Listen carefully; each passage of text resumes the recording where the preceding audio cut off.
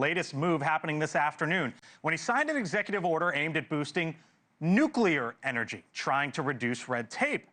As you heard there just a month ago, he also promised to make America rich and powerful again through coal.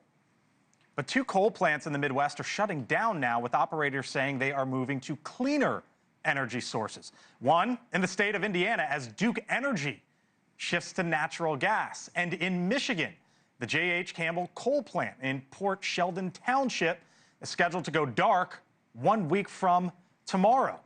Joining me now here on the Hill, the Michigan State Senator Roger Victory. That coal plant is in his district with us tonight. Sir, thanks for being with us. So I saw the president in the Oval Office today talking about nuclear. Last month ago, he was talking about coal. But when I look at headlines across the country, I see these stories about coal plant closures. What's the story here and what's your future?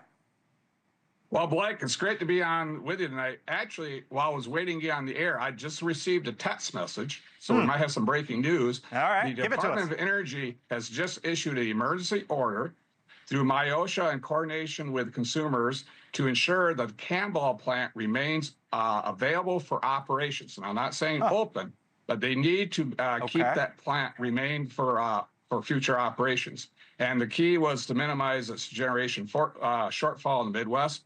And we're still reviewing the details of the order. And I'm just glad that the Trump administration is taking action. So that's the U.S. Department of Energy. You're telling me that you just got that from? Yeah, the U.S. Department of Energy. All right. So do you feel like you're being taken care of then?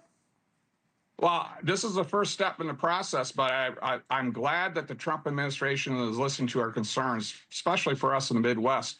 Because, you know, this premature closure of this plant is kind of a bulwark of the brutal green energy mandates that have been coming down from a federal level and even at the state level. And by doing this premature closure, it's kind of a hidden tax upon the ratepayers that utilize the power from this plant, because we invested as ratepayers nearly, close to $1 billion to keep this plant as one of the cleanest power plants in the Midwest. So, and that's just shocking that this was prematurely closed down 15 years out of its schedule. You call it a premature closure. Here was your letter to the White House in the recent weeks. Quote, Michigan is regulated by a radical renewable energy plan that mandates untenable energy standards by year, and the state has already begun to phase out traditional fuel sources like coal. I'm looking at nuclear power plants in Michigan. You got 2 in the Southwest, 1 in the Southeast. What's the balance here? Well, this power plant can offer the base load power that's so critical.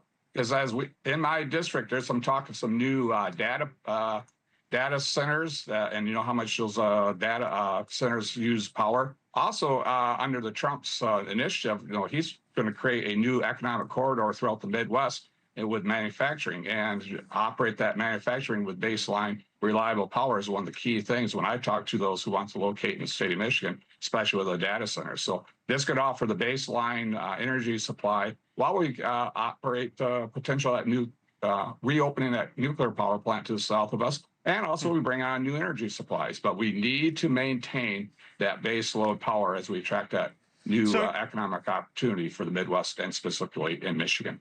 You came on with us, Roger, with that email that you tell us that you just got from the Department of Energy. When you share that with your colleagues or talk to them here over the weekend, what do you expect the new message to be to the White House? Well, we're going to have to we can take a new look at this power plant. And again, it's to keeping that plant available to stay open and for future operations. And that will help us communicate the importance of this baseline power, because there's a lot of, we just see some of the things out there, unreliable power sources. And just, it was just recently, we were almost being held hostage by Canada, because when some of the trade negotiations, Ontario said, hey, we're not going to allow power to go into Michigan and Ohio. And that disruptions. And in the meantime, we're shutting down a very viable base load power plant prematurely. And eventually, this plant will be decommissioned. But until we make that transition, I think this is a critical role for that base power that we need to offer that, reliable, affordable, and sustainable power. Thank you for watching. Subscribe below and download our NewsNation app right now on your phone, and you will get fact-based, unbiased news for all Americans.